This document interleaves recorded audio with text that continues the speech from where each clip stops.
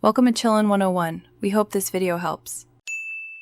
In this video, I will explain how to drive a Mitsubishi Outlander.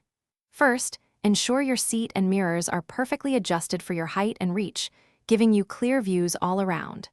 Next, always buckle up your seatbelt, making sure it fits snugly across your chest and hips.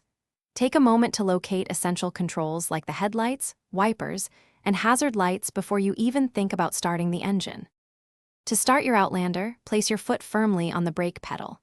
If it's a key start, turn the key. For push-button models, simply press the start button. Once the engine is running, shift the gear selector into drive for forward movement or reverse to back up. Remember to fully release the electronic parking brake, usually by pressing a button or pulling a lever before you begin to move. When you're ready to drive, gently press the accelerator pedal to move forward. Practice smooth acceleration and braking to maintain control. To slow down or stop, gradually press the brake pedal. When parking, always ensure you're in a safe spot, shift into park, and then engage the parking brake. This prevents the vehicle from rolling, especially on inclines, and adds an extra layer of safety. Your Mitsubishi Outlander often comes with advanced features like Super All-Wheel Control, which provides superior handling and stability in various conditions.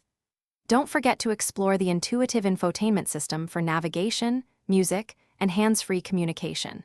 It makes every journey more enjoyable. Also, for those looking to enhance their home, check the description for a link to the Echo Dot smart speaker and other great deals. Remember to always drive safely and enjoy your Outlander. Thanks for watching. Consider subscribing if we helped you.